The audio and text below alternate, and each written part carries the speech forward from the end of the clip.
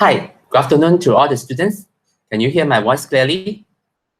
Yeah, today is the presentation time again.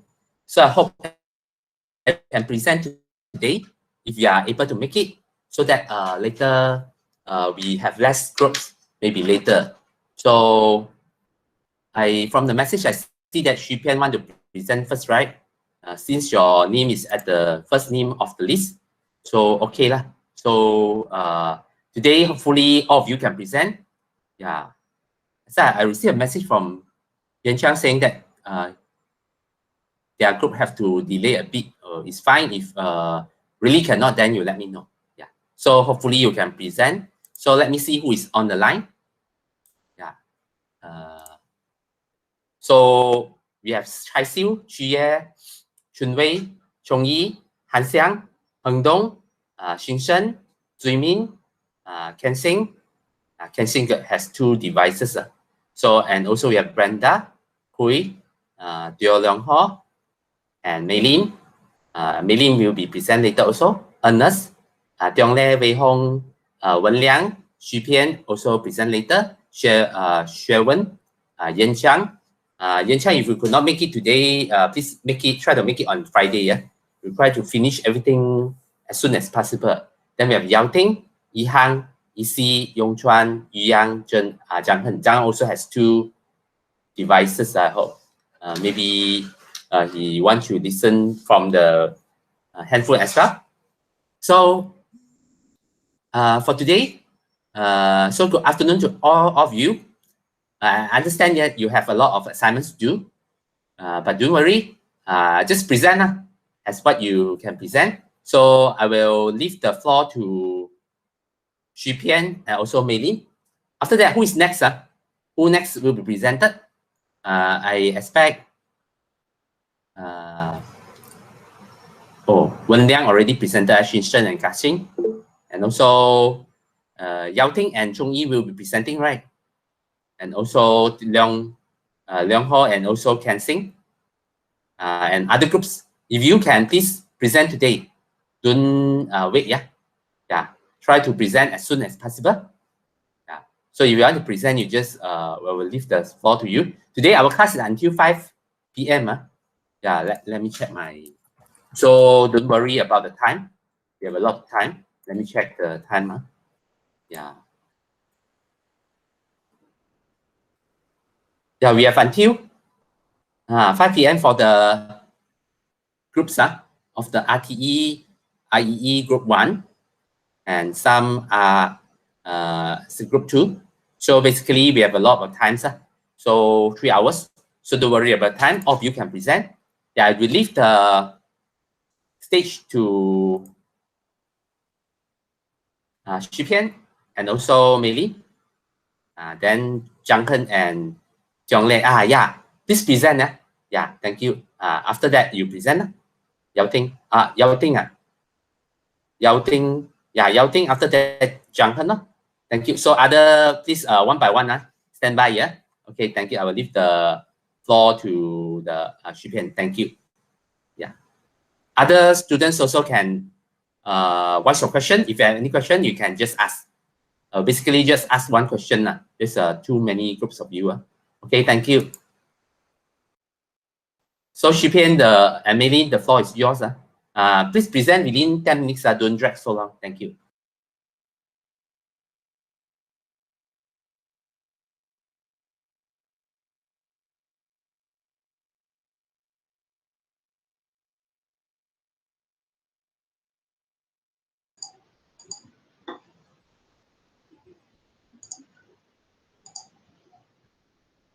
Can you all see my slide? Yes. Is it my sound clear?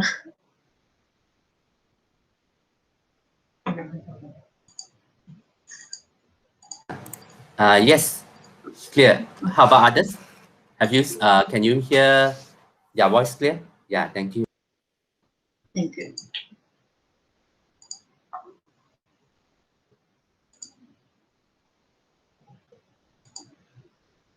So now I'm going to start the presentation. Good afternoon, Dr. Hong and my fellow classmates. Today, me and Shupian going to talk about AMD processor, and I will be introduce AMD processor. However, Shupian will discuss about the compare part. Firstly, I would like to make a little intro for AMD company. Jerry Sanders, a former executive at Fairchild Semiconductor Corporation and seven of his colleagues, found Advanced Micro Device, which is AMD, in 1969. Then AMD is an American multinational semiconductor company that develops computer processors and related technology for business and consumer markets, which headquarters in Santa Clara, California, US. Besides, after Intel, AMD is the second largest manufacturer of personal computer microprocessor. AMD's first product was a 4-bit MSI shift register at 1969. However, in February 1982, AMD signed a contract with Intel, becoming a licensed second source manufacturer of 8086 and 8088 processors. And now Zen core architecture, which is also known as Ryzen, is launched in 2017 until present. Ryzen series processors still improve. Next, I'm going to talk about characteristics of Ryzen 5 and Ryzen 7. AMD Ryzen 5 3600X is the third generation of AMD Ryzen CPU based on AMD Zen 2 architecture, which was released in July 2019. It includes more substantial design change as well as a further sync to TSMC 7nm process. It is a 6-core 12-thread processor that can get out with single-thread application. However, AMD Ryzen 7 2700X is the second generation of Ryzen processor. The Ryzen 2000 series, which feature the Zen Plus micro architecture and incremental improvement based on a 12nm process technology that was released in April 2018. It is an 8-core and 16-thread processor. Next, AMD Ryzen CPU third generation brings gradual change to clock speed and modern processor architecture. It also has a 3.8 GHz base clock speed and a 4.4 GHz maximum boost clock speed. However, for Ryzen 7, it has a 3.7 GHz base clock that can be increased to 4.3 GHz. Both of them are 64-bit capable.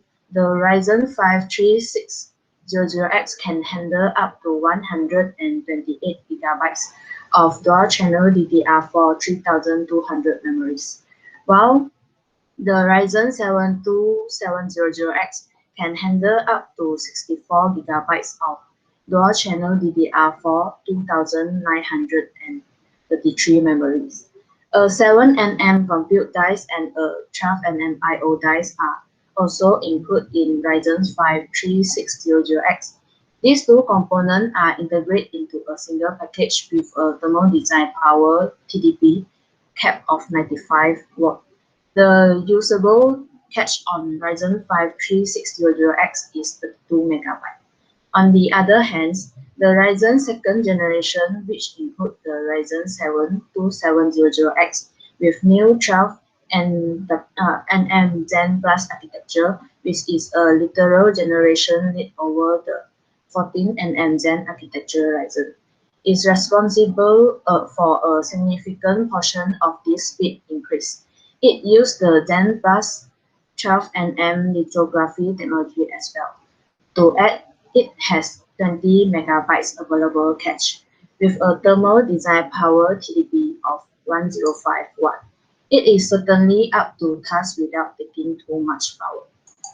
Apart from that, the third generation of Ryzen 5 is using XY70 chipset with 24 PCIe 4.0 lanes.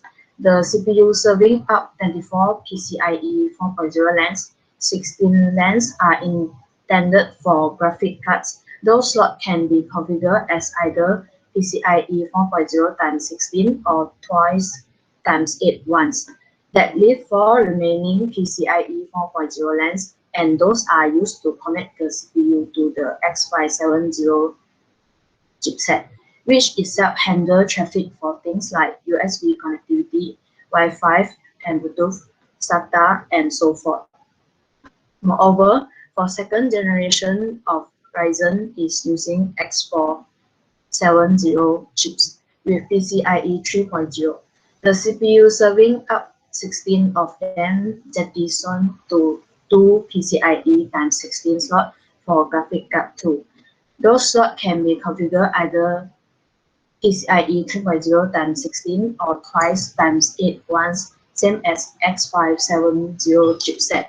And 4 PCIe 3.0 LANs are used to connect to CPU to the X470 chipset, which itself handle traffic for things like USB port connectivity, SATA, and so forth.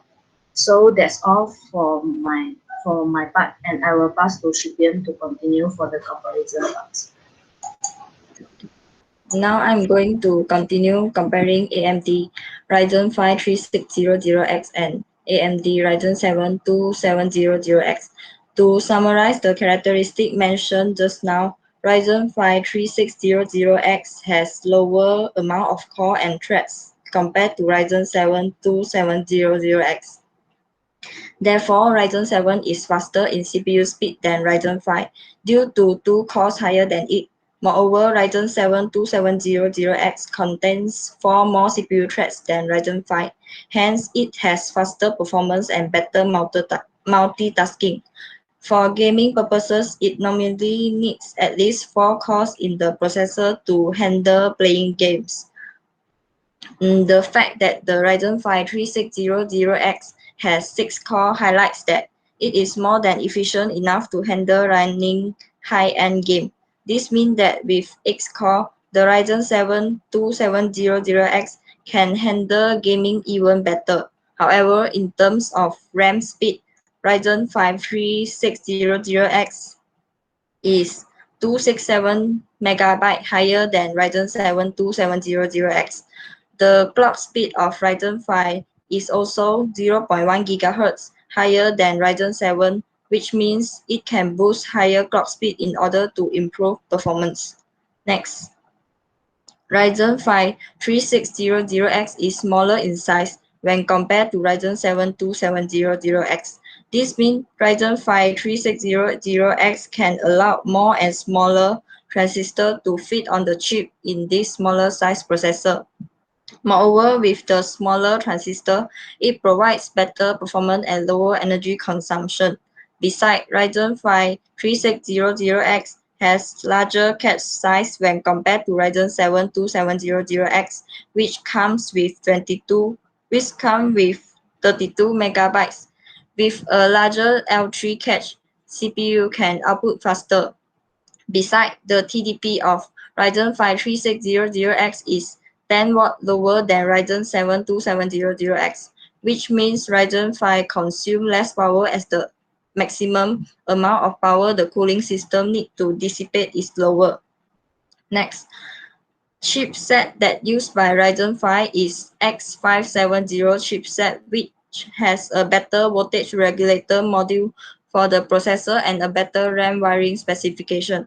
This means that user can have more reliability and overclocking option than before, as well as more power going to the processor and RAM. Moreover, PCIe 4 in X570 chipset allow rapid information transfer, which is 16 GB per second between solid-state and high-power graphic cards.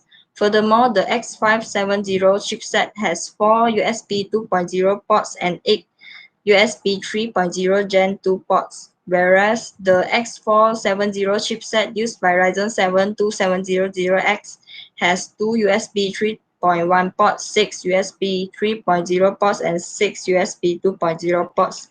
However, X570 chipset needs more power to operate at it as its TDP is about 10 watts higher than X470 chipset.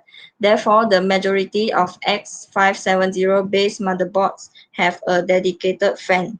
In conclusion, Ryzen 5 3600X is slightly exceeds Ryzen 7 2700X in terms of the aspects such as speed, TDP, memory, and others. For gaming and the productivity, the Ryzen 5 3600X can be considered the best processor in its price range. However, user needs to take care of the thermal design point and the power of the internal cooling system. For the future recommendation, AMD can improve the battery life to 9 or more hours, as people nowadays have to use laptop almost all the time every day. Hence, the action of keeping the laptop charged can be reduced. Moreover, the future of AMD processor can improve it by waking up in less than a second from sleep. Furthermore, most AMD processors nowadays lack integrated graphic. Therefore, user may need to buy graphic processor unit GPU, which is integrated graphics separately. Hence, in future, AMD may build the GPU in the CPU. That's all for our presentation. Thank you.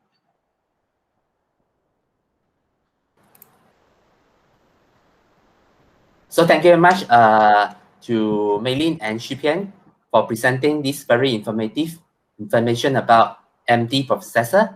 May I ask a question? Which processor is actually newer? Is it 5 or 7? Which one is having a newer design?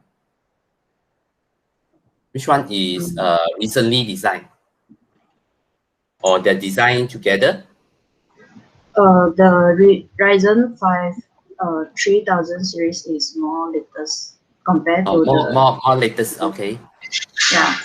Because I can see that one is using PCI Express 3.0, right? Another one using PCI Express 4.0. Yeah, what is the difference between these two versions? PCI Express 3.0 and 4.0. What do you think? The PCIe 4.0 is 2 times faster than the PCIe 3.0. Oh, thank you. Okay, how about the USB 3 and USB 2? Which one, what is the difference between them? Because I believe you all having laptops, some of you having 2.0, some of you having 3.0, right? Yeah. What do you think? What is the difference between USB 2.0, 1.0, and 3.0, etc.? Just guess. What is the difference? USB 2.0 has 4 connector wires, then USB 3.0 has 9 connector wires. Oh, I see. Okay. So USB 3.0 should be faster, right? Yeah. So faster. Yeah. So may I know if other members has any question? Other students, classmates? If no question, then thank you much for your presentation. And we can move to the next group. Who's the next group? Thank you, sir. Thank you, sir. Thank you very much. Okay. Next group, Chong Yi. Yes, sir. Chong Yi and Yao Ting. Yeah. So the stage is yours.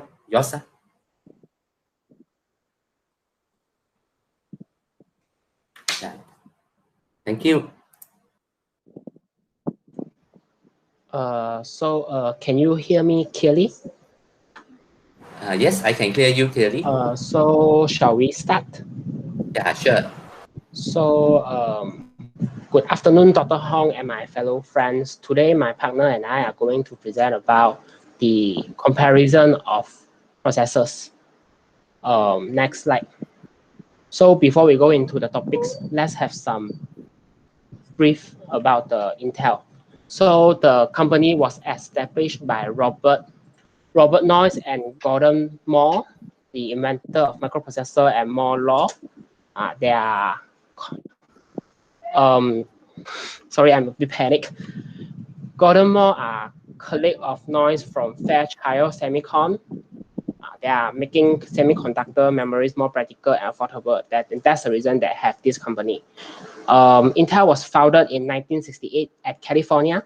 Initially, the company was named NM Electronics from noise and more, but after 1 year, they decided to change the name to Integrated Electronic, or in short, Intel.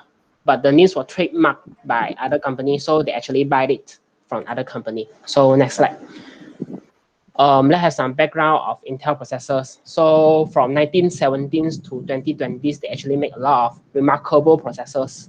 From the very first processors, Intel 4004, until Intel 8008, the first 8-bit processors, Intel 8086, the first 16-bit processor, Intel i960, the first RISC processor, Intel i486, the first processor equipped with cache, and Intel Pentium, Intel Atom, and now the famous one, Intel Core series. And there are a lot of processors, but we didn't go in details because due to the time constraint. And let's talk about the background of AMD. AMD, the full name is Advanced Micro Device. It's a global company that specializes in manufacturing semiconductor device.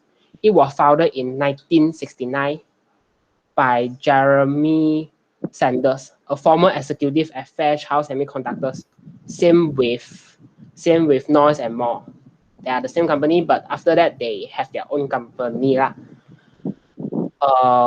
Afterward, the AMD actually they start their business as a second source manufacturer of computer chips, and actually their client include Intel, but they stopped the cooperation with Intel at 1886 and start to making their own processors.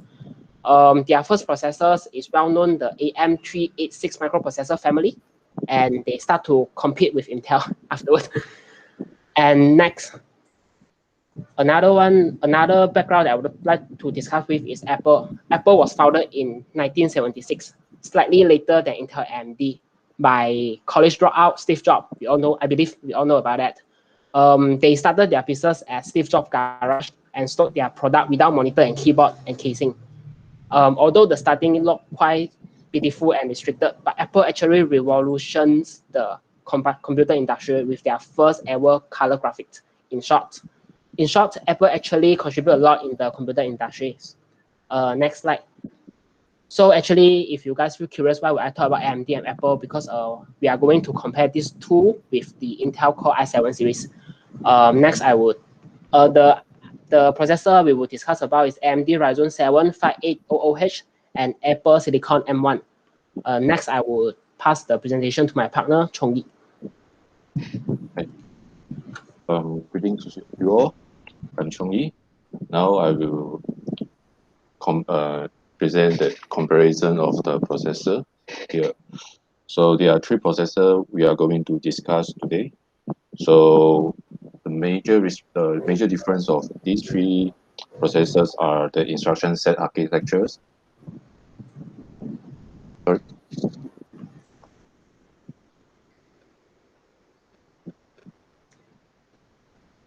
Test. Okay.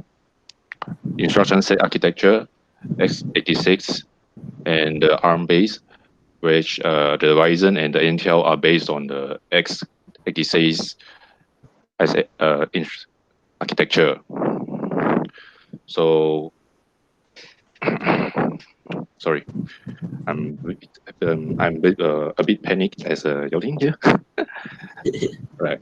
So the next I would talk about is I will further discuss the concept of instruction set in the later part. Now I will proceed with the next key component in the processor, which is the process size of the transistors.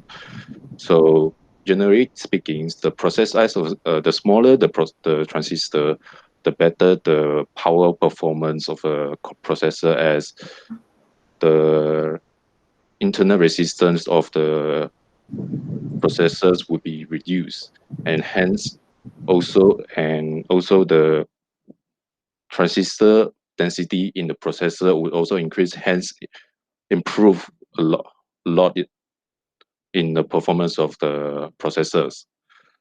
So from this table, we could see that the Apple Silicon's and one have the advanced technology in the transistor technology, which having the 5 nanometers skew, well followed by the AMD Ryzen 7 with the 7 nanometer skews, and lastly the Intel i7 with the 10 nanometer skews. So another aspect of the processor is the microarchitecture. The microarchitecture of these 3 processors are by the Gen 3 and for the AMD, Tiger Lake for the Intel i7 for the 11th generation, and I couldn't find any code for the Apple. Next, we'll talk about the cache memory of these processors. As you can see, the Apple having the one of the largest L1 cache as compared to other processors, as compared to its competitors. So which make it a very strong processor in processing a large task load. And well, by the memory support, however, by the memory support, the AMD Ryzen only have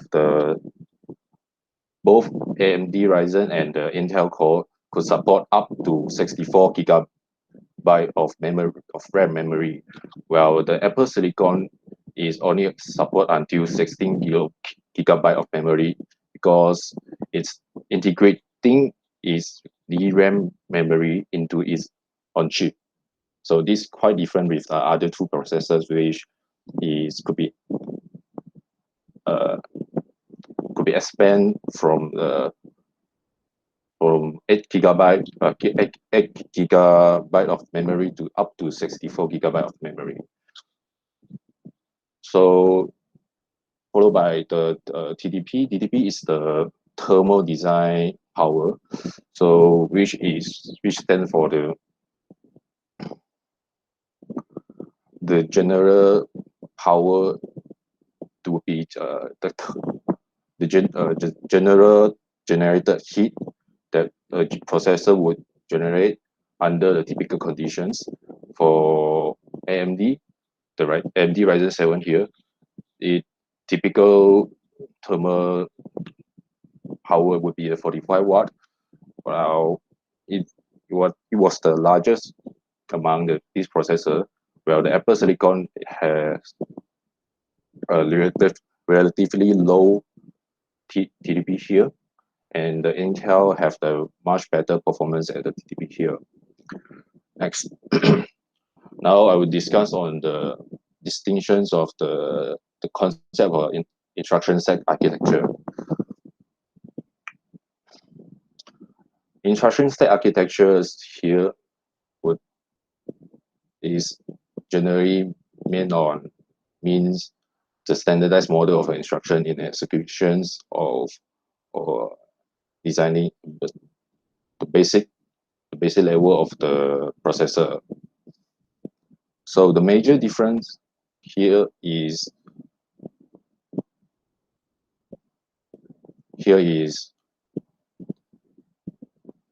this processor is x86 and the ARM processor, where the x86 is a CIS and the ARM is which is a reduced instruction set circuit computer and a complex instruction set computer. So CIS is more emphasis on hardware design, while the RISC is more emphasis in the software design. The concept of CIS is to have to perform a complex instructions within a complex operation within a single instruction, while the RISC is to run the same instruction to run the same complex operation with multiple simple instructions. Hence, in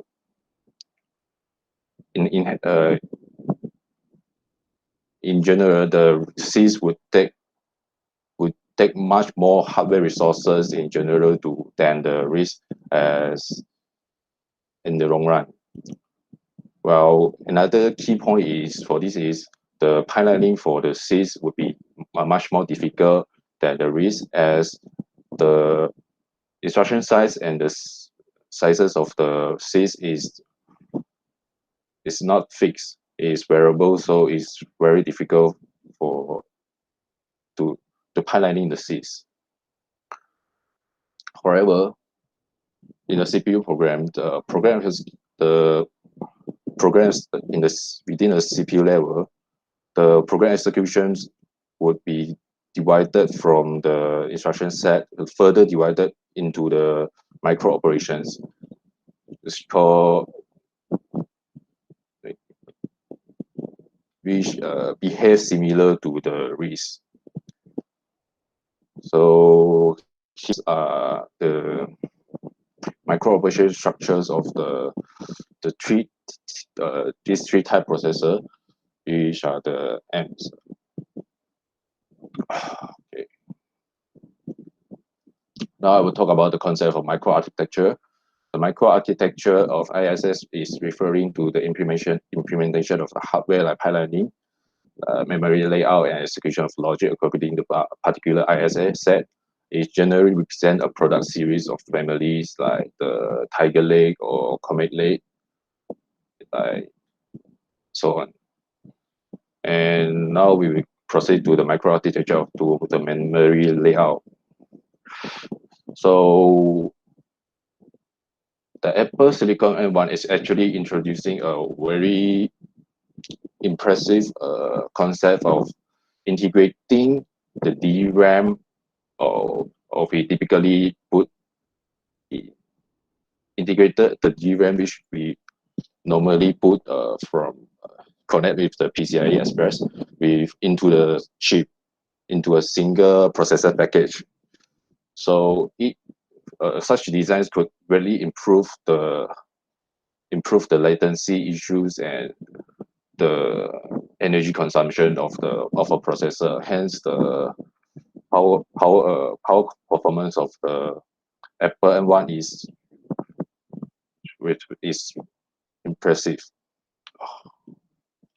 Next, here is the overview of the microarchitecture Gen 3 of the latest Ryzen technology. So here we could see there's the caches and okay.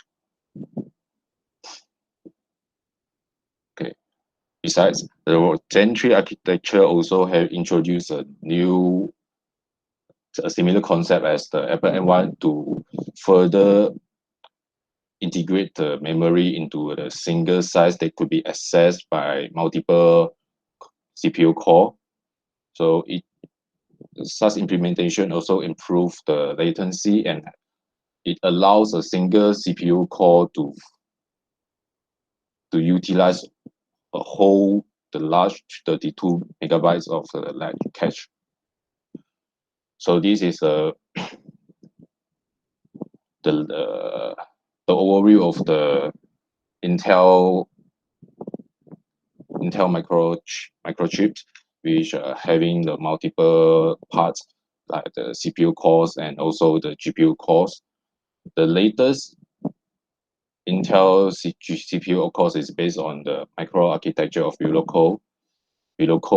cores, which consists of 4 cores and having 8 threads up to 4.8 gigahertz, and is also integrated with the GPU, which could perform up to 96 execution units.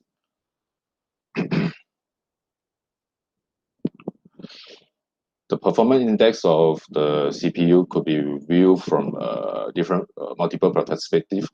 The first would be the number of transistors, the transistor technologies like the size of the transistors, and also the design TTP.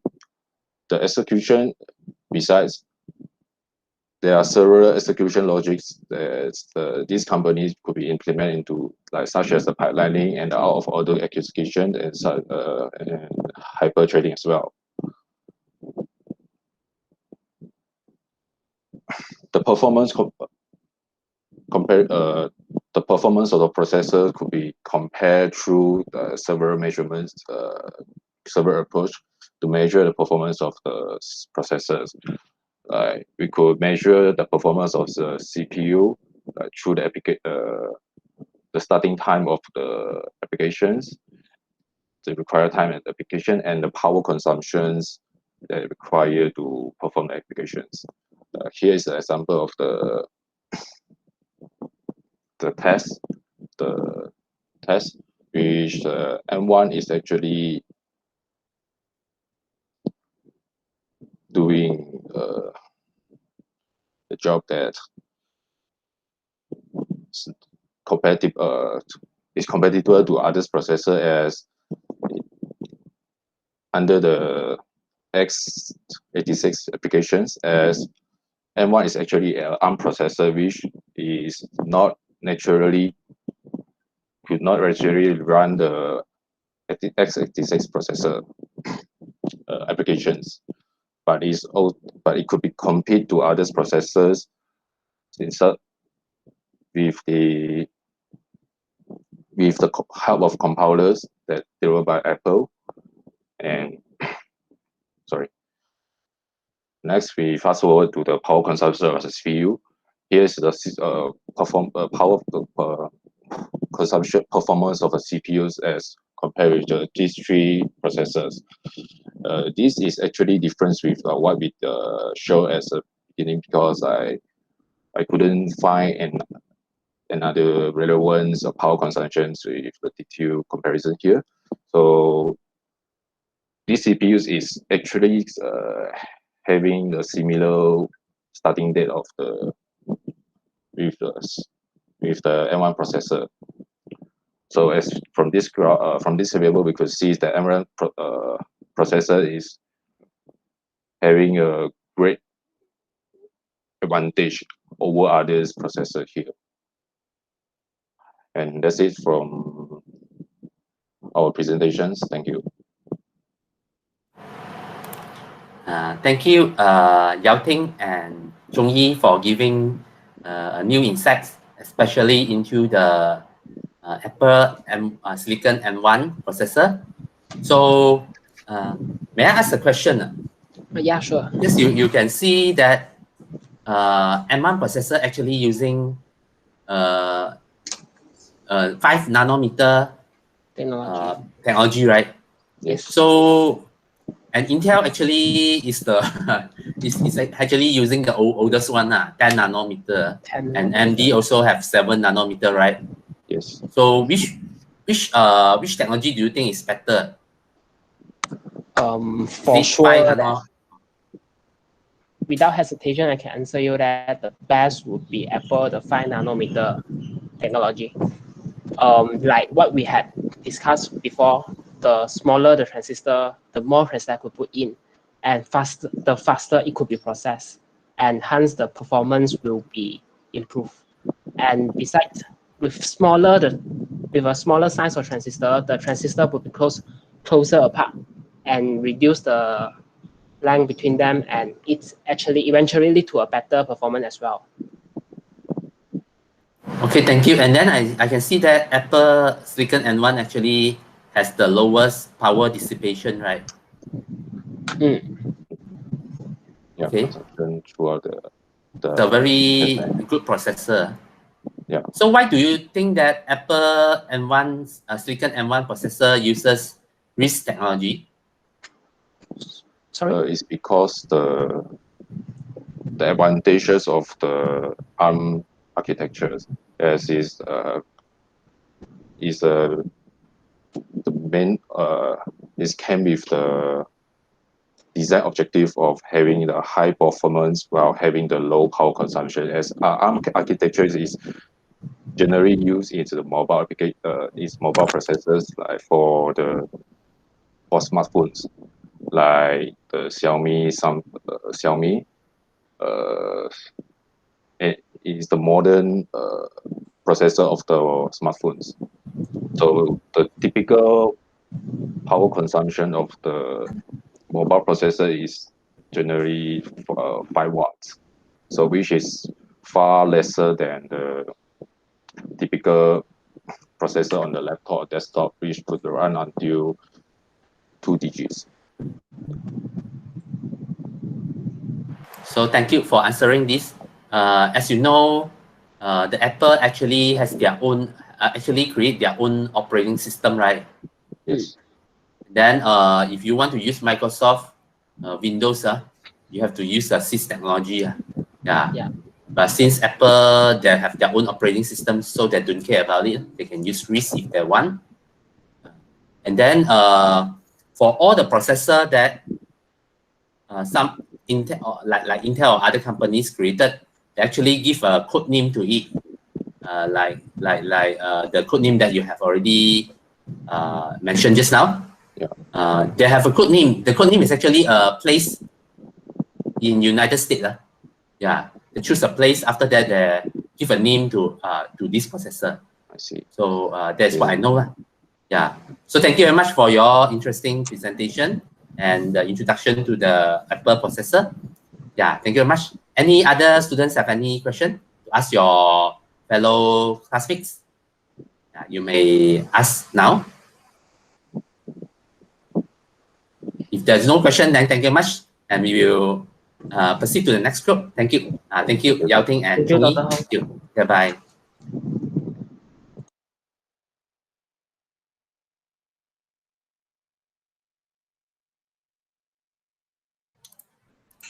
The next group is Zhang Hen. Yeah. Okay, Zhang Hen and who else? Me. Tiong Le. Okay, Zhong Lei. Yeah. Can hear me? Yeah. Okay, good. So I will leave the stage to you, yeah? Yeah. Zhong Lei and also Zhang Hen. Yeah. Okay. Good afternoon to Dr. Hong and my friends. Now we are talking about I'm going to present the ARM processor, and my name is Tu Zhang Heng, and my teammate is Lo Tiong Lei. So first, we talk about the history of the ARM processor. ARM processor, also known as S1 RISC processor, which first delivered in 1985. The development of this ARM processor is started at the 1983 by Acorn. The first product of Acorn was the home computer, which named Atom, that has a blazing fast 1 megahertz processor. And Sorry, can you maximize your presentation? oh, we can okay. see. Thank you. Here, right? Wait. Sorry.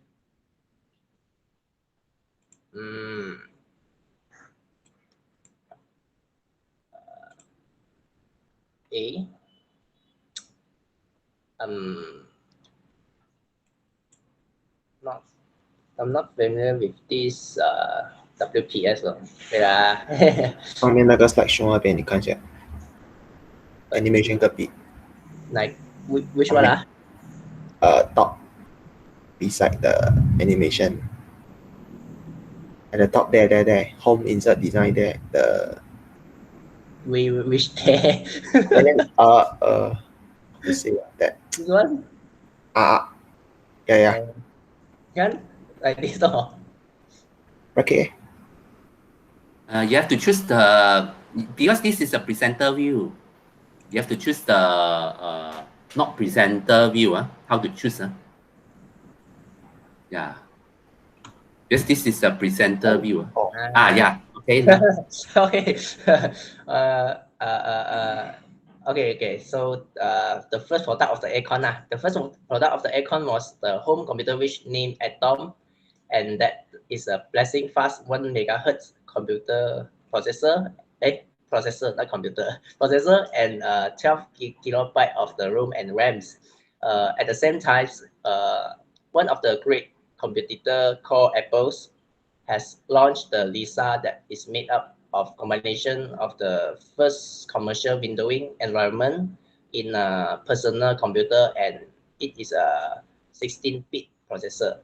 the first model of ARM instruction set was written in BASIC, and the actual physical design of the chips was achieved using VLSI technology custom design tools. The world's first commercial RISC processor and first ARM processor, ARM1 times it was fabricated in April 1985. Yeah, at VLSI technology. ARM2 has a true 32 bits data bus and 26 bits address bus, 16 register, and no on-chips cache. Apart from that, multiply and accumulate instruction were added to the facilitate digital signal processing, which is used to generate sound.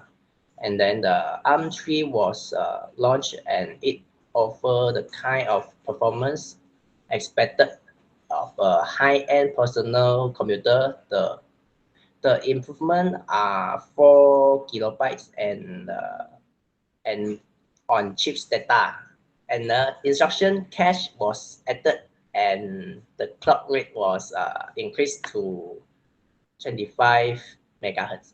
Yeah, and in 1990, there was a joint venture was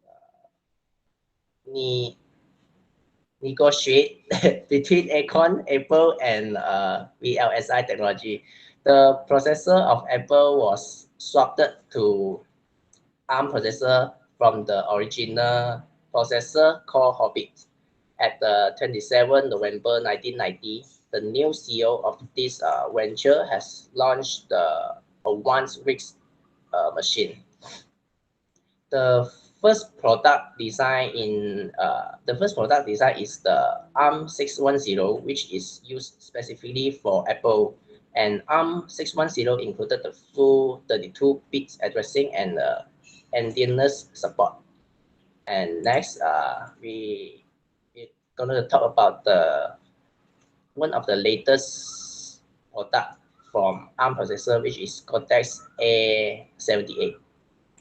And the Cortex S78 is using the ARMv8-A architecture, and it supports the ARMv8.1 extension and ARMv8.2 extension, and also cryptography extension and RAS extension. And the clock rate is about the 3.0 gigahertz in the phone, and it can up to 3.3 gigahertz in laptop or tablets. And it has a 3 cache, and the L1 cache is 22 kilobyte up to the 64 kilobyte, and the L2 cache is 256 kilobyte up to 512 kilobyte. And for the L3 cache, which is optional, and it can up to 512 kilobyte to 4 megabyte, and also it can up to 8 megabyte with the Cortex X1. So it also can support the maximum 4 cores in a cluster, and it has 40 bits physical addressing and 64 bits virtual addressing. And this is all for my part, and I will pass my presentation to my teammate Lo Tiong Le. Okay, now I will compare the Intel processor with the ARM processor. By comparing the microprocessor design, Intel processor constructed based on complex instruction set computing (CISC). CISC architecture consists of large instruction set and use several cycles to execute an instruction, while ARM processor constructed based on reduced instruction set computing RISC. RISC architecture consists of a short and small instruction set that can compute complex instructions efficiently, and it only uses one cycle to execute an instruction. Next, by comparing the instruction set aspect, Intel 8086 had 8 types of instruction and 17 types of addressing modes, while Intel Core i7 used single instruction multiple data SIMD instruction set. Meanwhile, AMD ARM processor has 6 types of instruction and 3 types of addressing mode. Next, Intel 8086 had 16 bits register, 8 general purpose register, 1 stack pointer register, 4 segment register, 1 flag register, and 1 instruction pointer. Intel Core i7 has 16 64-bit general purpose register and 8 32-bit general purpose register. Meanwhile, ARM processor has 32-bit register, 13 general purpose register, 1 stack pointer register, 1 link register, a program counter, an application program status register APSR, a current program status register CPSR, and a program status register APSR. And also a current program status register CPSR and a safe program status register SPSRs. Both of the Intel and ARM processor has hardware and software interrupts. Furthermore, Intel x86 has 1 MB memories, Intel Core i7 has 32 GB memories, while ARM has 64 MB memories. Moreover, Intel x86 has 16-bit I/O ports, while Intel Core i7 has 20-bit I/O port. Meanwhile, ARM processor I/O ports is similar as the Intel x86 I/O ports. Next, by comparing their performance, ARM processor is much lower than Intel processor as it is designed for a low power consumption. Intel processor is commonly found in the desktop computer and laptop, while ARM processor is commonly found in the mobile devices. The Intel x86 uses high-density HMOS technology, while the first model of ARM processor used VRSI technology. As mentioned above, ARM processor has a low power consumption due to its single computing cycle. By comparing them in terms of price, ARM processor is much cheaper than Intel processor. In the nutshell, Intel processor has changed and evolved a lot from the first Intel x86 until Intel Core i7. As can be seen from the comparison between Intel processor and ARM processor, both of the processors does have their own unique characteristics as they serve for different requirements of the consumer. That's all from us. Thank you. Okay, thank you very much to Jung Hen and Tiong Le for presenting the ARM processor. I believe ARM processor, we just first time listen to this ARM processor, right? So have you used Arduino board before? Arduino processor before? Yeah. Yes. Yeah. So what type of processor is does the Arduino use? Which processor?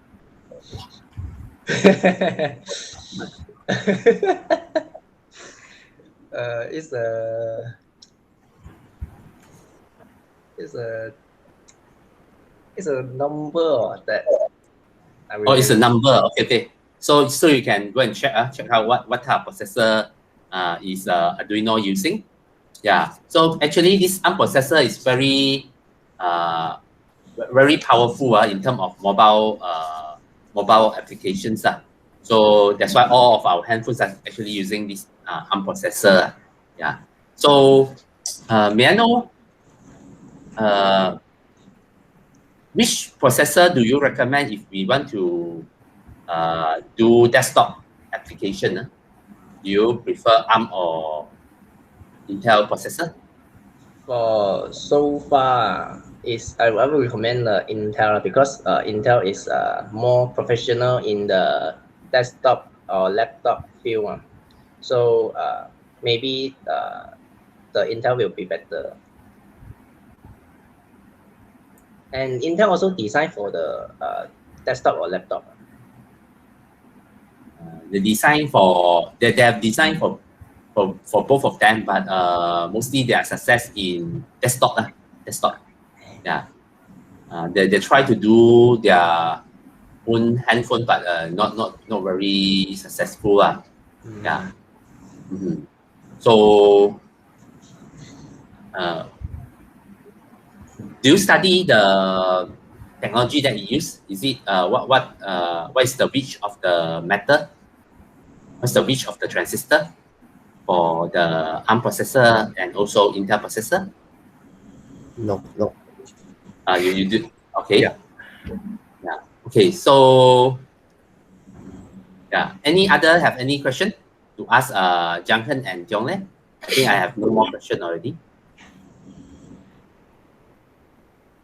Yeah. If no question, then thank you very much to Jung Hen and Tiong Le. Okay. All the best and stay safe. Yeah. Okay. Thank you, sir. Okay, so next group. So thank you very much. Next group. Who is the next group that wants to present?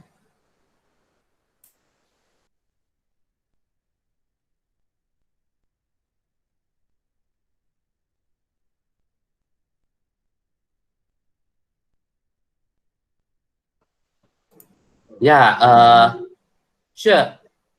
Yongchuan and also Yu Yang, right? Yeah, sure. You can present today. So the stage is yours now. Of course, everyone can present today. There's no limit for today. Okay, thank you, sir. Okay, thank you. So the stage is yours. Yu Yang and also Yongchuan. So you may start anytime you want. Thank you. Basically, today we will accommodate all those who want to present. You can present. Yeah, thank you.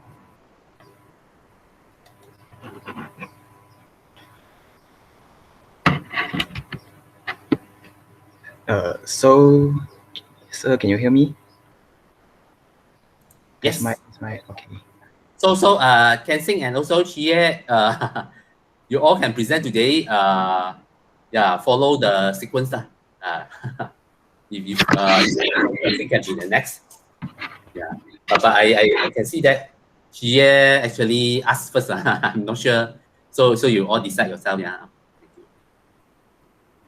Okay, so good evening, sir and everybody. I am Yu Yang. So today, Yongchuan and I would like to present the comparison between the processors of Kirin family.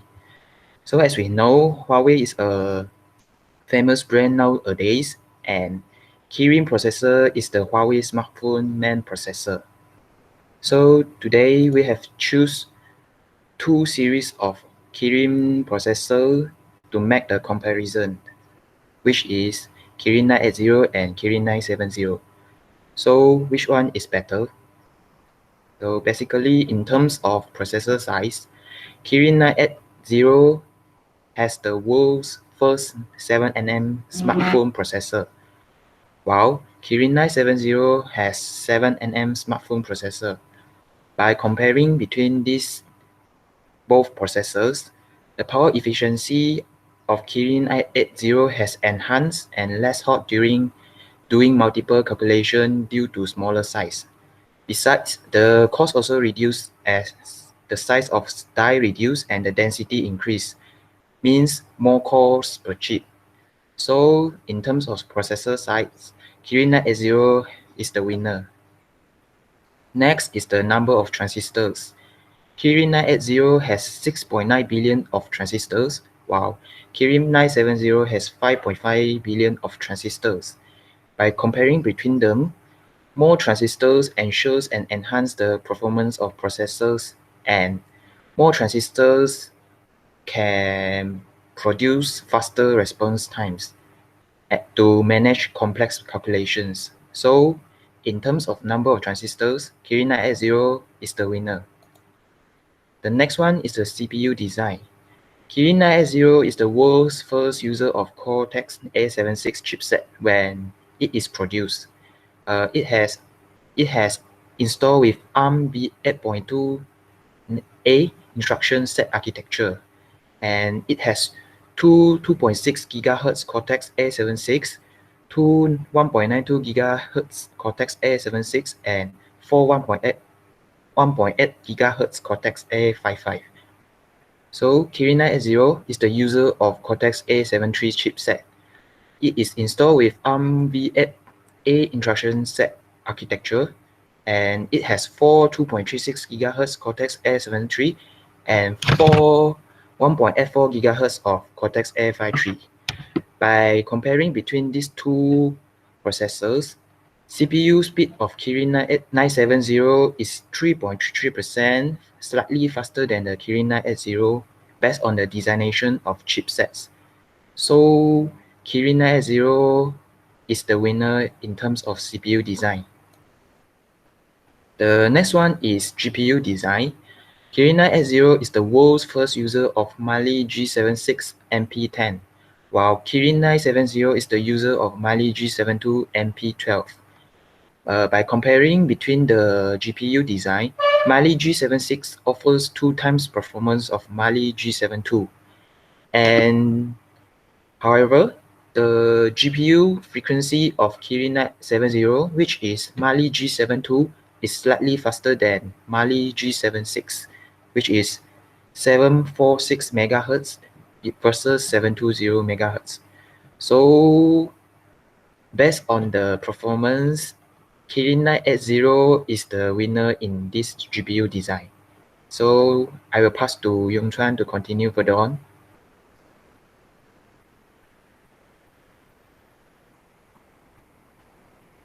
Yongchuan, it's your turn.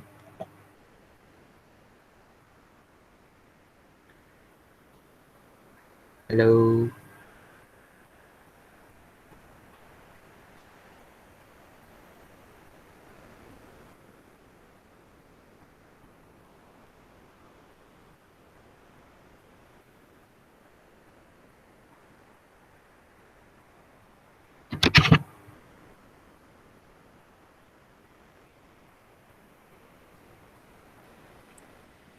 Hello, can you hear me?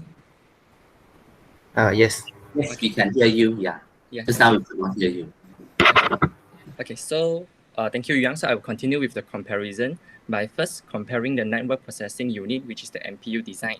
Kirin 980 is the first world's dual NPU design that created by cooperation with Cambricon Technologies and support LTE Cat 2.1 smartphone modem, which assisting ultra-fast and stable downlink with 1,400 megabit per second and up speed with 200 megabit per second.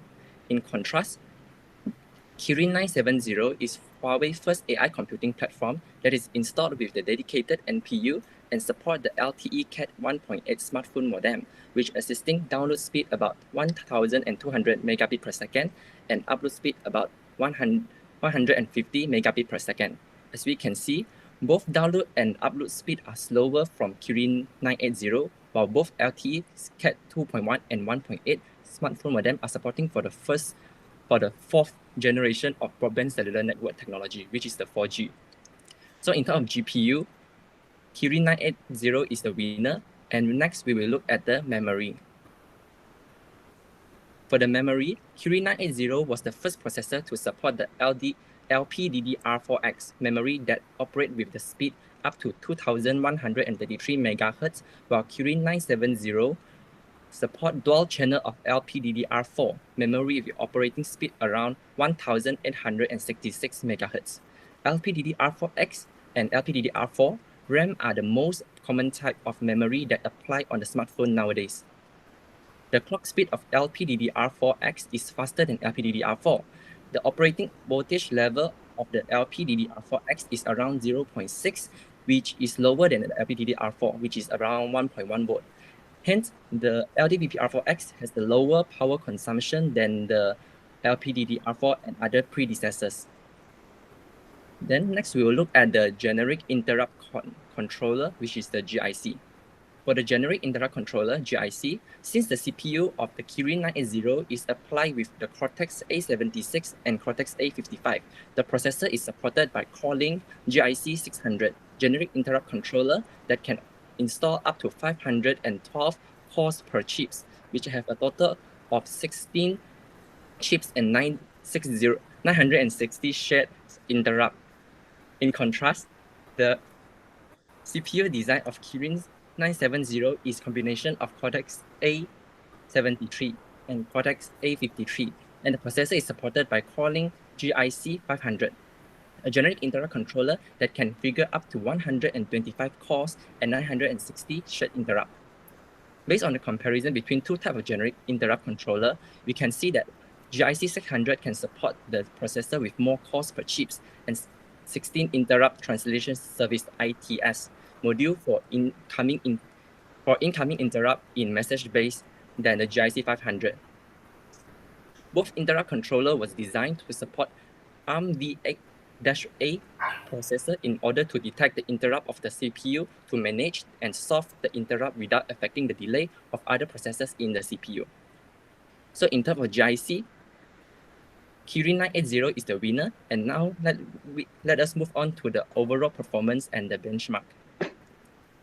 In the overall performance and benchmark, CPU performance, battery life, GPU performance, as well as the overall chip score in Kirin is better than Kirin 970. This benchmark is a very popular software that functions as a benchmark tool for the phones. Based on the benchmark provided, the overall CPU, GPU, memory, and the user interface and the user experience score for the Kirin 980 are higher than Kirin 970. The overall performance score of Kirin 980 has grown about 74.5% compared to Kirin 970. Then, in a conclusion and a recommendation. Next slide. Yeah. So in a nutshell, the overall performance score of the Kirin 980 is higher than Kirin 970. The processor will be enhanced and updated from years to years, follow with the development of new technologies. From overall review and the comparison between the Kirin processor's specification and performance, Kirin 980 can be proved that it has a better performance against Kirin 970. It has been applied and used as the processor of the Huawei flagship smartphone, which are Huawei Mate 20 and Mate 20 Pro. The recommendation of enhancement for the Kirin 980 will be the high silicon, may power up to CPU the speed and the processor of the CPU of the Kirin 980 as it is slower than Kirin 970. That's all for our presentation. Thank you. Thank you, Yu Yang and Yongchuan, for explaining about this Kirin processor. I think this is the first time we heard about this Kirin processor here. Yeah, but Kirin processor is actually one of the ARM processor. Is that correct? Yeah. Okay, so Huawei actually uses this Kirin processor as their flagship processor because actually 2 years ago, actually there's some problem with between Huawei and also some other countries, right? Yeah. So make them to have their own operating system and processors. So what is the most benefit of this processor?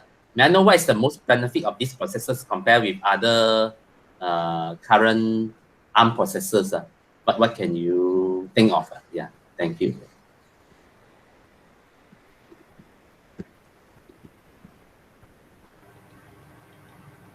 Because I believe you are the Huawei handphone user, right? Yeah. Since you present this, yeah. So what is the advantage compared to other handphone? So compared to another handphone, because now currently Huawei with this with their Kirin processor have also make up their own environment and ecosystem for the smartphone. So this will become more have more adapt towards their ecosystem and the system that design beside the requirement like the development stages for every component like the size, transistor, and GPU, and also developed and modified from years to years. So this is the most advantageous, which is they have their own ecosystem nowadays already.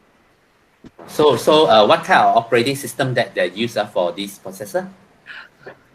Are they still using ARM or so are they still using Androids or their own operating system? I think still it's on Android. Android, still Androids. They are not moving to their own. Haven't. Haven't. Oh, because I heard that they plan to move to their own. Let's say they are not allowed to use Android anymore, right? There's some story behind that. Yeah. So thank you very much. Any other questions from other members? Yeah. If you have any question, you can ask Yu Yang and Yongchuan before they leave. Okay. If no question, then thank you very much to Yu Yang and Yongchuan. Okay.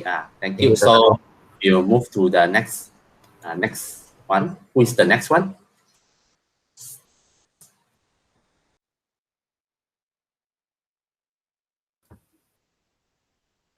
Hello, sir. Hello.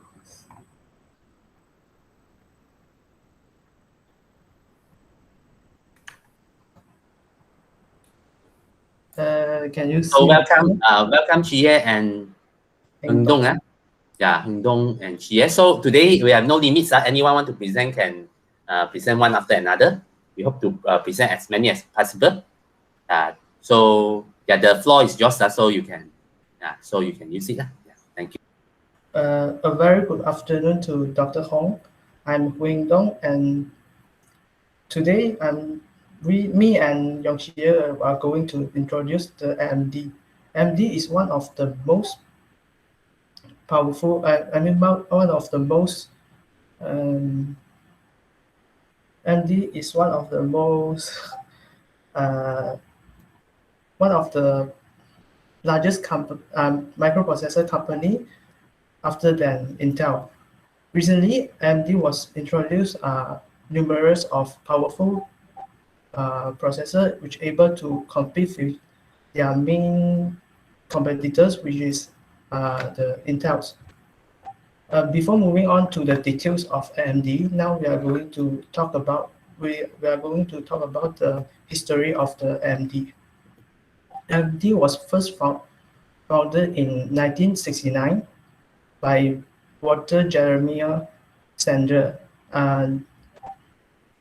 They start their business by on redesigning other companies' parts instead of straight away building their own processors. By this humble beginning, they are able to gain a lot of experience and having a very good foundation on design a new microprocessor. In 1982, Intel signed AMD as their second source processor supply to Intel Corporation. However, this second source processor supply is ended in very soon because AMD was provide a much greater performance than Intel, and Intel decided to stop the supply for them. In 1991, AMD was offered its own microprocessor, the AM3X6.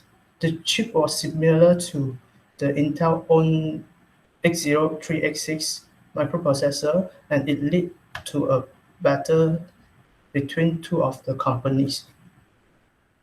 As you can see, the table, the comparison between two processors, the spec, they are both using the same architecture, x86, and same cores and word size.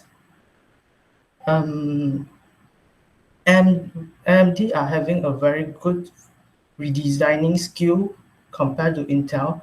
As a result, they are able to increase the clock speed to 200 and 220 megahertz, as compared to Intel is only 12 megahertz. And the maximum of the clock speed is increased to 40 megahertz. It's totally winning from the battle between Intel.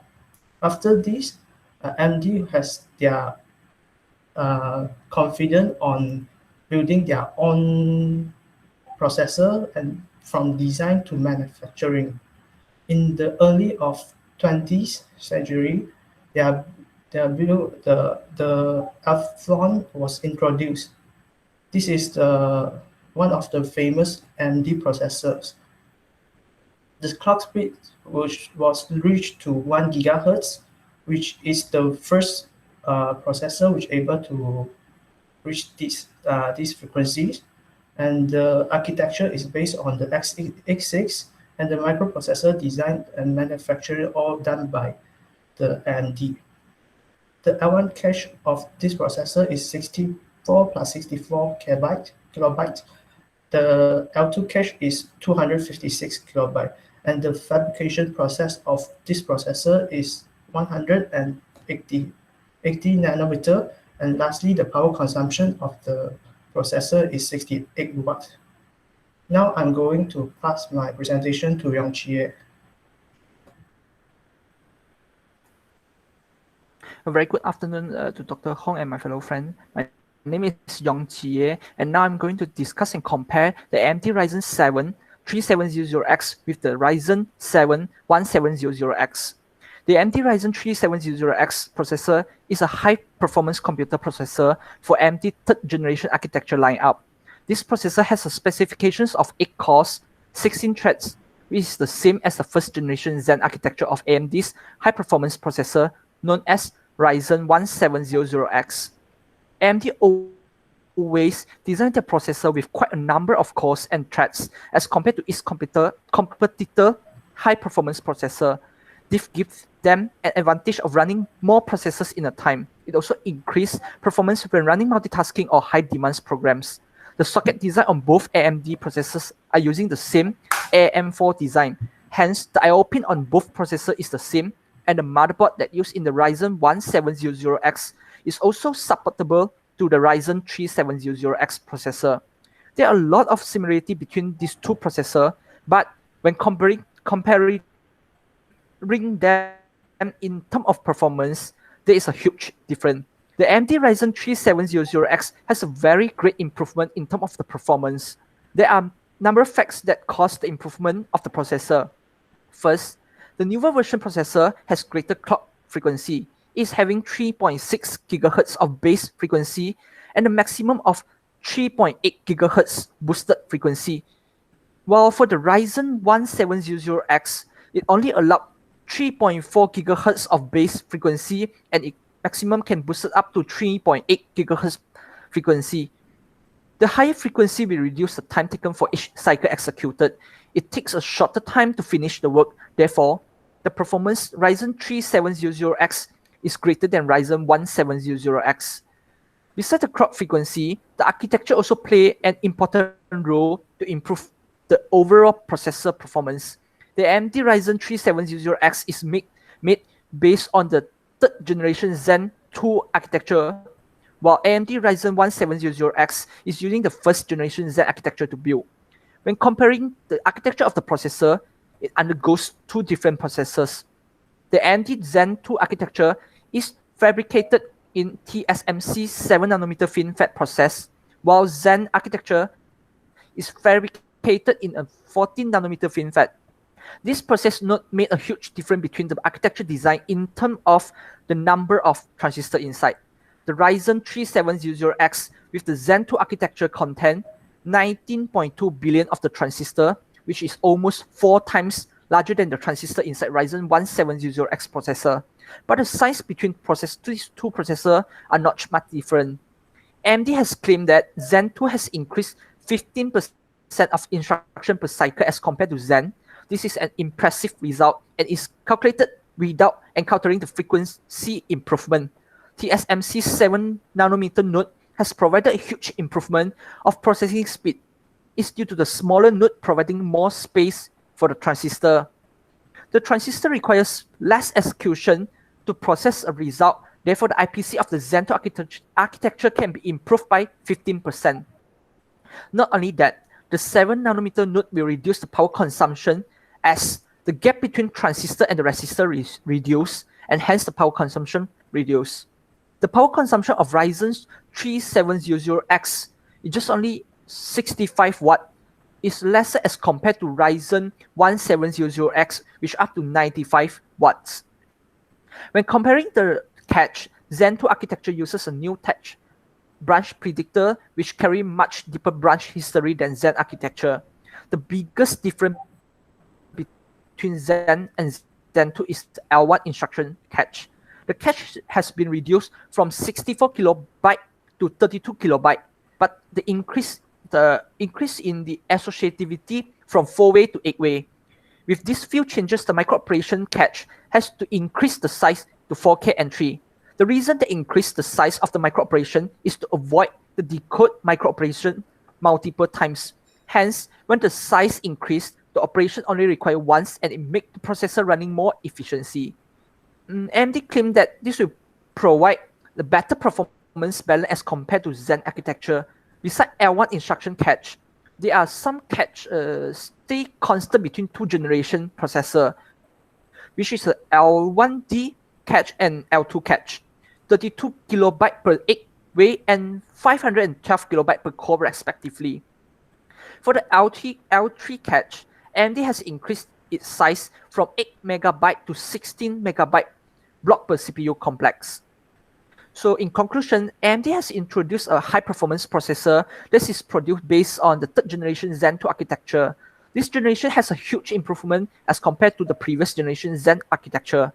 This huge improvement is due to the frequency of the processor that causes the processing speed difference. Hence, increasing the frequency of the processor will lead to the improvement of the performance for the processor significantly. Besides, The TSMC 7 nanometer node FinFET plays an important role in improving the performance of the microprocessor. It allows much more complex design and more transistor inside without increasing the overall processor size. So in my opinion, AMD will lead the industry of a computer processor as they are providing a lower price on the processor as compared to their competitor. Due to this reason, they will attract more people to buy their processor. Moreover, ARM processor will be chosen as the new types of computer processor. This is due to the fact that the ARM processor is very low power consumption device. It fulfills a particular user that isn't mind on the performance of the computer, but they require a long enough battery life. Hence, ARM processors are having a potential to be used on the lightweight computer in future. In addition, AMD should improve their single core frequency performance. This is due to the reason that AMD processors are having power enough of multi-core computation. However, there are some software that require very high single core computation. Hence, when AMD has solved the single core computation speed, there will be more people willing to buy the AMD products. Furthermore, AMD should change their processor I/O pin socket design from pin grid design to the LAN grid design. Current design pin is too tiny. It's very easy to cause damage to the I/O pin. Hence, to avoid this problem, they can change their processor socket design to LAN grid design. That's all for my presentation. Thank you. So thank you, Hendong, and also Jie for giving a good analysis to the AMD processor. And we can see that from the AMD processor, actually the two generation AMD processor, we can see that the clock rate only increased a little bit, but the performance has a huge improvement, right? Yeah, it's because even though the clock rate is about the same, but because of the 7 nanometer TSMC technology, so they can complete instruction with less clock cycles. So that's why they are actually a lot faster. So very good presentation. May I ask a question? Because if you can see here, AMD processor actually has their advantage, but why do people still use Intel processor? Most of them will still like to buy an Intel processor instead of AMD processor, which has a lower price. What is your opinion? I think Intel is monopolized the factory long times ago. Therefore, many people will first choice is the Intel, and another reason is Intel processor having a higher single core processor, higher single core frequencies, and some of the software is require the highest core, highest single core. Yeah, thank you for your explanation. For your information, actually, Intel and AMD actually are the competitors to each other, right? Yeah. But Intel actually has more numbers of engineers. In terms of engineers, Intel has more, but AMD actually has less engineers. They actually use less resource to implement a processor, but they always have to follow whatever improvement made by Intel. Yeah, because they're using the Intel instruction sets, right? So whatever new instruction set they have to follow. Yeah, that's why maybe they still have to follow. Yeah, and people they will still like to buy some branded things. Yeah, so maybe that is the reason. So any other comments from you? Yeah, and any other members have maybe. Yeah, Jie, yes. No. I thought Sir asked me to add on something. Yes, you can add on something. No, I have nothing. No, I have nothing to add on. So any other members have anything to ask Hendong and Jie? Yeah, please feel free to ask us. If not, then we'll move to next group. So thank you, Hendong and Jie. Thank you. So okay, next one. Yeah. Thank you, sir.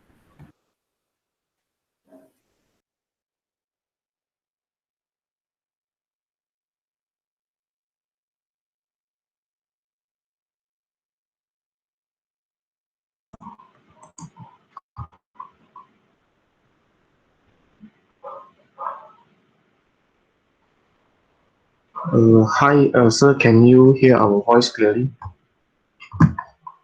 I can hear your voice clearly, can sing, and also Leong Ho, I'm not sure, can sing, yeah. Yeah, I can hear both of voice. So the stage is yours. So you can do your presentation when you are ready. You are presenting Amd Processor, yeah? Okay, thank you. So, very good morning to Dr. Hong and my fellow classmate. Today, our group will be presenting the ARM processors. So, start off with the history of the ARM. The first ARM processor is found in the 1985 by a group of computer scientists led by Sophie Wilson, which starting to develop RSC machine instruction sets during the 1983. The results of the development came out at 1985, where Sophie has successfully done her goals in designing ARM RSC. The contribute in the born of production ARM1. In the following years, the evolution of ARM rapidly migrate their version, which carries the present of ARM2, ARM3, and ARM6.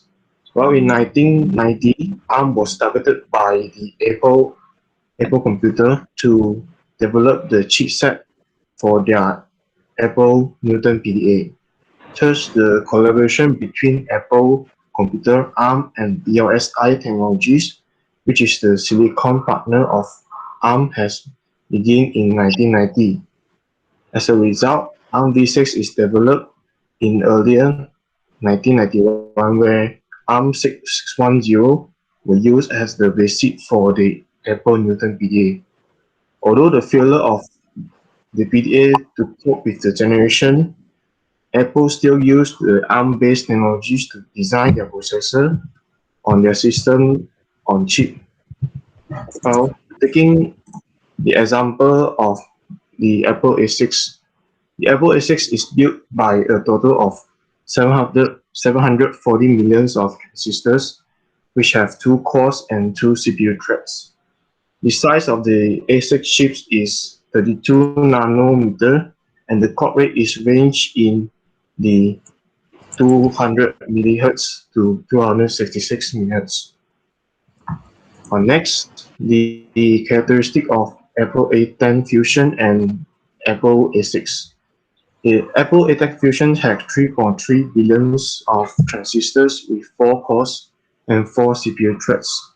The size of this semiconductor is 16 nanometer and the maximum clock rate of 900 megahertz. The huge improvements from A6 to the Apple A6 to Apple A10 Fusions were the transistor in use, where the increasing amount of the transistors.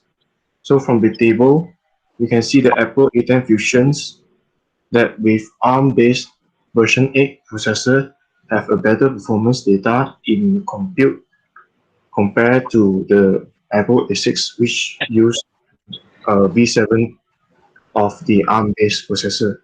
It shows the large differences between the 32-bit and 64-bit of the architecture in ARM. So in the next comparison, I would like to ask my teammate Leong Ho to present. Good morning to sir and all my colleagues. I'm Leong Ho, and I would like to present the comparison of microprocessor ARM Cortex A15 and ARM Cortex A57. The ARM Cortex A15 designed to 32-bit processor core implementing ARM v7A architecture, while ARM Cortex A57 is a microarchitecture implementing the ARM v8A. It is 64-bit instruction set. Next, ARM Cortex A15 is a multi-core processor with pipeline and running at the maximum clock rate from 1 GHz to 2.5 GHz. Whereas ARM Cortex A57 have 4 A57 cores running at maximum speed of 2 GHz. Pipelining allows multiple instructions to be executed at once, and each instruction uses a different functional unit in the data path. and it cannot improve execution time, but it can increase the throughput so program can run faster. So as you can see, ARM Cortex A15 have 11 pipeline depth, while ARM Cortex A57 have 15 pipeline depth. As you can see from the table above, Cortex A57 have more pipeline depth from the ARM Cortex 15, so it consider faster in this section. Next, ARM Cortex A57 are implemented with AES, while ARM Cortex A15 are not equipped with this. AES is the advanced encryption standard used to speed up the encryption and decryption. Next, ARM Cortex A15 is designed in 28mm, while ARM Cortex A57 are designed in 16 nanometer, which is smaller compared to ARM Cortex A15. For the L1 cache, ARM Cortex having 32 KB plus 32 KB per core, while ARM Cortex A57 having 48 KB and 32 KB per core. For L2 cache, ARM Cortex A15 having 257 KB, while ARM Cortex A57 having 32 KB per core. ARM Cortex A57 having 2 MB. From these two cache, it's clear that ARM Cortex A57 are faster in retrieving data memory from cache than ARM Cortex A15. Next, I would like to discuss some features implemented in both microprocessors. First is NXBit. It's used to help in protect device from malicious attack.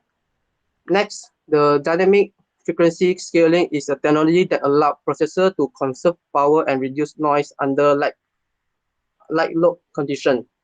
Moreover, trust zone is also included to secure the device for use with features such as mobile payment and streaming video using digital flag management. Next, both of the microprocessors also implement with 40-bit large physical address extension. It's addressing up to 1 terabyte of RAM. As the 86 physical address extension, virtual address space remain 22 bits. Next, I would like to pass back to Kensen to give you all the conclusion. So in a nutshell, AMD processors were mostly used in the portable device, such as mobile phones and other equipment in the current technologies. It beneficial the consumer and the designer due to its low operating temperatures. Whereas comparing with the Intel processor were mainly targeting in the large devices such as computers and laptops. AMD chips are usually slower than their Intel counterparts. This is largely due to the fact that they are designed to commute with the low power consumption. While most users wouldn't notice a difference in their respective device, Intel processors are designed for faster computing. While the overall performance of both were superb in different directions, the expectation of the ARM to enhancing their processor into computer parts is awaited by the community. Thank you. Thank you, Kensing and Leong Ho, for explaining about the ARM processors. I'm quite interested into the collaboration between ARM and also Apple, right? Can you elaborate a little bit more about this collaboration? What type of technology of ARM has been used in Apple? So in the earlier of the 1990s, the Apple computers were collaborate with the to generate a basic operation computers for their Apple Newton PDA. So afterwards of their trying hard, then the technology ARM v6 were born to act as the basic operation of the Apple Newton PDA. but the product of the Apple Newton PDA were very fast to be eliminated by the society as the generation works up is not usable, it's not compatible to the current technology. Yeah. Okay, thank you. Thank you. So, any other question from any other members? Yeah. So if there is no questions, then we can move to the next group. Thank you, Ken Singh and also Leong Ho for presenting for us about this ARM processor. Thank you, sir. Yeah, thank you. So who are the next? May I know who are the next one? Let me see who are the next one. Yeah.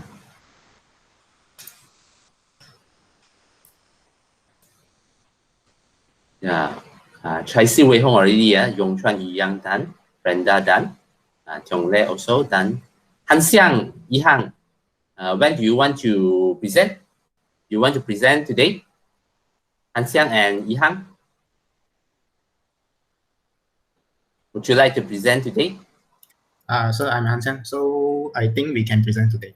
Okay, thank you. So I will leave the stage to you. Okay, thank you, sir. Yeah, thank you.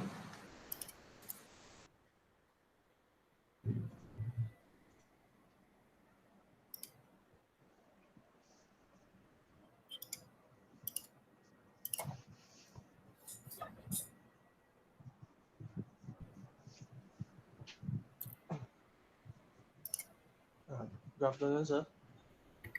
Han Xiang and I will talk about the AMD and Intel. Yeah, can you talk a little bit louder because your voice will be softer? Sir? Nearer to your mic. Nearer to your mic. Sir, can you hear me? Yeah, I can hear. Yeah, but a bit soft. But you can, if your mic is nearer to your mouth, then it should be easier. Thank you. AMD is an American. Next. AMD is an American multinational semiconductor company that based in the Santa Clara. They develop high-performance computing and visualization products such as microprocessor, motherboard chipset, graphic processor, and so on. The vision of this company is that transform the life with the high-performance computing, while the mission is build great product that accelerate next-generation computing experience. Next. This is the timeline of the AMD processor. Jerry Sandler was the first person in incorporate the AMD semiconductor. At the beginning, they focused on producing the logic chips and was the second source supplier of microchips designed by the Fairchild and Nation Semiconductor. In 1970, AMD started to produce the first brand product, which is AM2501 logic counter, and this product has a successful result in the market. In 1975, AMD entered the microprocessor market with products AM9080 and AM29 microprocessor, which are the clone of the Intel processor. In 1991, AMD introduced their own design chips, which is AM386 microprocessor. With these own chips, AMD started to compete with Intel. AMD 4S6 was the final clone of the Intel microprocessor and success as a fast and cost-effective processor. In 1996, AMD introduced their in-house design processor, which is K5. This processor is the fifth generation. However, the performance of K5 still cannot win against the Intel Pentium. Next slide.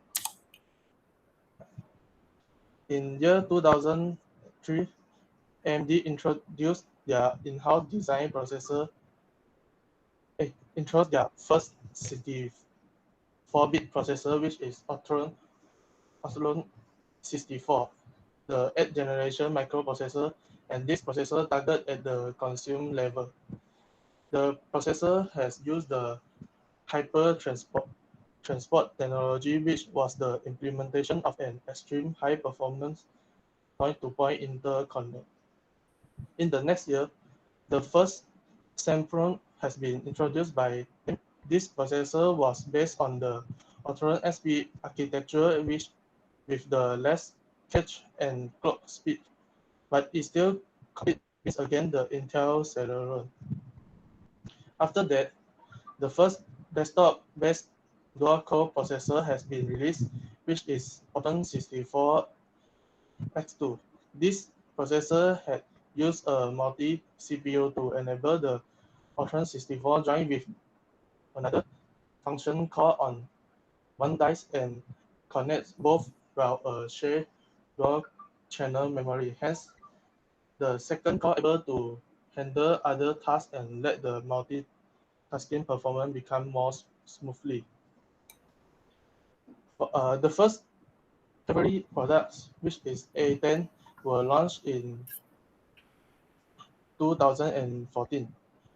These processors are built on steamroller micro architecture and come with up to 4 CPU core and 4 MB of the level 2 cache and the PCIe 3.0 interface.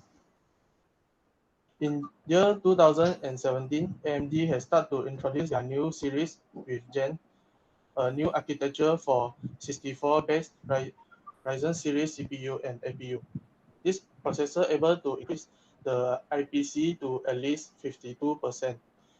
They have released 3 Zen-based processors for CPUs, which are the high performance for Ryzen 7, mid-range performance for Ryzen 5, and the entry level for the Ryzen 3.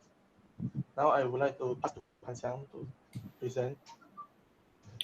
Okay, so hello everyone. So now I would like to talk about the famous Intel versus AMD. So let us look into 2 high-end processors by Intel and AMD. One is the Intel Core i9 10900K from Intel, and another one is the AMD Ryzen 9 5950X from AMD. So in terms of number of cores and threads, we can see that AMD is having a huge advantage because this Ryzen 9 5990X is using 16 cores and 32 threads, while the Intel Core i9 10900K is only using 10 cores and 20 threads. For the microarchitecture of Intel Core i9 10900K is using the Comet Lake with a 14 nanometer fabrication technology, while AMD is using the Zen 3 with a 7 nanometer fabrication technology. The base clock speed of these 2 processors are 3.7 gigahertz and 3.4 gigahertz. So in terms of base clock speed, Intel Core i9 10900K is having a slight advantage over the AMD processor, while the maximum turbo clock speed for these 2 processors is the Intel Core i9 10900K is having 5.3 gigahertz maximum turbo boosted clock speed, while the AMD Ryzen 9 5950X is having 4.9 gigahertz. In terms of the thermal design power TDP, the Intel Core i9 10900K is having a 135 watt, which indicate it will generate more heat while under operation. While in terms of the TDP for Ryzen 9 5950X, we can see that the TDP is lower than the Intel processor. So it indicates this processor will generate less heat compared to the Intel processor. However, Intel has provided an option to the user that they can configure the TDP down so that the processor generates less heat by underclocking the base clock speed to 3.3 gigahertz.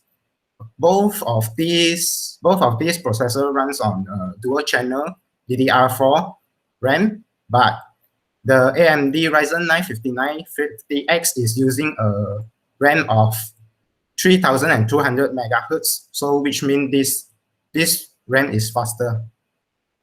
Both in terms of the max RAM size, both processor is the same.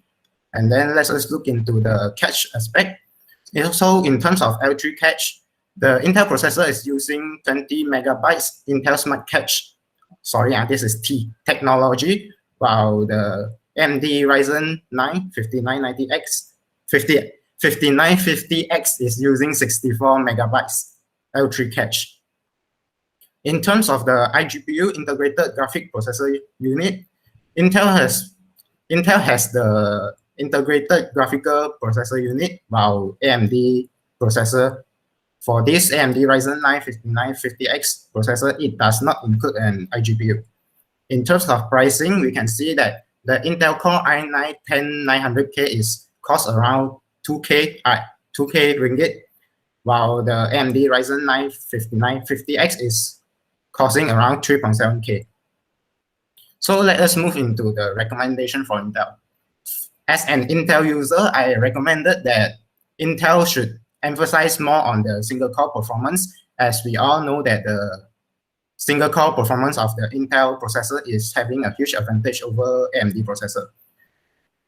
So AMD actually noticed, so Intel has actually noticed this fact, as they in the latest release of 11 Gen CPU, Intel has improved the single core performance, as you can see here, the i9, the 11 Gen 11900K, it has a higher single core performance as compared to the 10900K. So this is a good news that Intel noticed this, so they improve in this sector a lot. The next recommendation I would like to give to Intel is they should increase the core and threads count of their processor. But sadly, in the latest release of the Intel 11 Gen processor, we can see that Intel is actually reducing the core counts. Very disappointing. It went from 10 cores and 20 threads into 8 cores and 16 threads. Okay, and then the last recommendation I would like to give to Intel is they should improve their fabrication technology, and they should really stop using the 14 nanometer fabrication technology, as they has been using this technology for a long term. They need to improve into a 7 nanometer fabrication technology to try to catch up AMD. But AMD has stated that they will try to implement the new microarchitecture, which is the Zen 4, which using a 5 nanometer fabrication technology in the next year, which is 2022. Okay. So as you can see that currently the Intel is losing to AMD, as the top 2 processor is all from AMD. Yeah. Okay. So there are only 2 recommendations I would like to give to AMD. The first one is they should continue improving their single core performance to become better, to try to compete with Intel. And then they should provide more choice of the same processor like Intel. For example, 10900K, Intel has a different type of 10900 processor, which for example, with the 10900F, with the F ending at behind, the processor does not come with a integrated graphical processor unit. So this will allow the customer to have more choices. Yeah. So basically that's all from us. Thank you. So thank you, Yihang and Hanxiang, for presenting this. I think this is the first time we see the i9 processor. Can you go to the comparison? Yeah. Yeah. So we can see that actually AMD is using the 7 nanometer TSMC technology, right? Yeah. While Intel is still using 14 nanometer. Yeah. One of the reasons might be Intel is using their own fabrication, their own fabrication fab lah. So that's why they are still using 14 nanometer, whereas the TSMC, you know, is actually at in Taiwan, right? TSMC. Yeah. So they have already moved to 7 nanometer, even go to 5 nanometer. In fact, it's very large different, you know. It's not 2 times different. Because one dimension is 2 times 2 times different, right? 2 dimension is actually 4 times. You can put a lot of transistor over there. Yeah. And then the speed will be faster. Okay. May I ask a question? Yeah, sure. Yeah. So this is the first time we see the i9 compared with the Ryzen 9. Yeah. So if you would like to buy how do you actually choose whether you want to use Intel Core i9 or Ryzen 9? Which one will be better? Yeah. For me, as it a depends. User, yeah. As a user, for me, it depends on the requirement and also my budget. Yeah. As you can see, the Intel Core i9 10900K is having 10 cores and 20 threads. But the Intel processor is basically having a better single core performance compared to AMD. While you can see the AMD Ryzen 5950X is having 16 cores and 32 threads, which means it has a better multi-core performance. Because most of the application does not fully utilize all of the cores, right? So yeah, basically depends on what application you are running on. If I buy for domestic use and documentation purpose, I will recommend you to buy the Intel. For gaming and photo editing and Photoshop, I will recommend you to buy the Ryzen 9 5950X because the Photoshop and most of the games is utilizing more cores. I can see that the AMD Ryzen 9 has no integrated graphic processor, right? Yeah. What's the reason? Because I think they need to cut down the cost, because if you include the iGPU, it will cost a lot higher than this 3.7K. As this processor is very costly already. So they need an extra graphic card, is it? Yeah, external GPU. Oh, another yeah, okay. Like NVIDIA. Oh, yeah. So I think AMD is doing quite well. What AMD do is actually they just do the design. They just send to TSMC and then fabricate from there. Yeah. Intel, of course, they have their own fab, so they don't need to go to TSMC. And currently, they're using FinFET. And then Apple is currently, according to the presentation from your previous groups, actually, Apple is now using 5 nanometer, right? Yeah. So I believe they are now using the GAA fab, gate all around. Now their gate is 3D one, all around. Yeah. So you can see how their transistor is made. They have a lot. Why they make the transistor like this? Because previously the transistor input only one input, right? But when they want to make the switching speed faster, so they make a lot of gates. So like the water, if you have a lot of pipe going to the same place, right? So it's very fast, right? Yeah. So that's why I make their gate a lot. Everywhere is a gate. Yeah. Make sure the gate has a lot. It's very fast. That's why they use the better fab. Yeah. No longer they use the MOSFET. So that's all from me. So any other member has any question? Do you have any questions about this i9 Ryzen 9? I think it's a good presentation to let us understand i9 and Ryzen 9. Yeah. So no question. Thank you very much. Thank you for your presentation. May I have the next group? Yeah, thank you, Han Xiang, Yi Hang. May I have the next group? Let me see who is the next. Yeah. So I can see that most of you have already presented. How about Boon Kyung and Isi? Do you want to present today? Boon Kyung, Isi? Are you here? Next week. Next week. So you will be presenting next week, is it? Isi? Okay. Next week. Okay.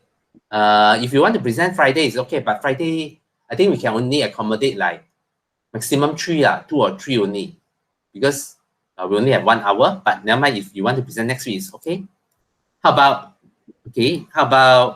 who else? Ernest said he will present next week as well.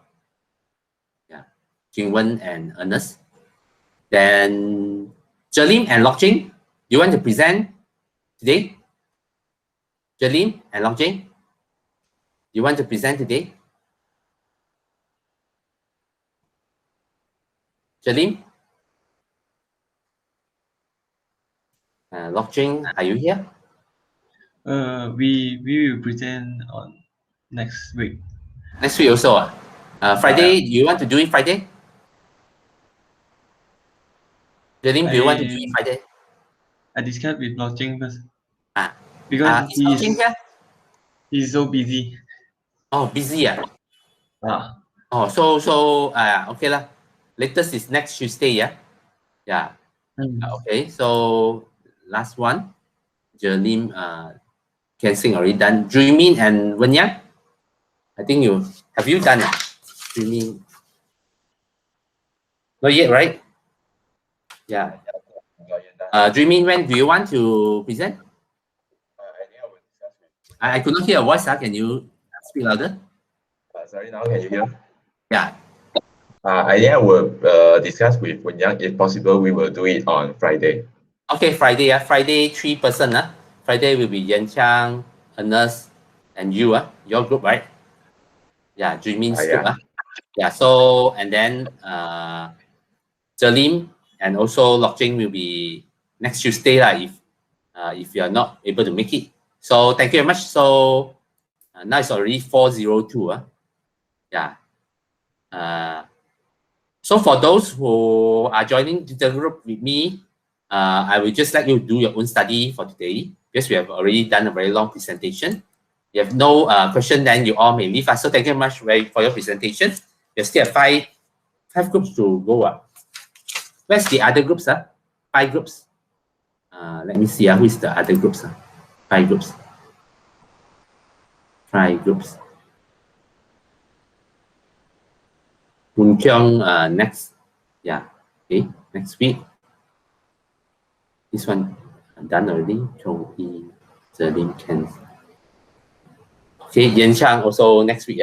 So if you are able to make it, please do it on Friday. Then if not able, then we will do next Tuesday. So if no question, then thank you very much. So give a big round of applause to everyone who have done the presentation. So I will see you on Friday. Yeah, if you have question, you can stay back to ask. If not, then you may leave. Yeah. Any question? Then thank you very much. See you on Friday. Thank you.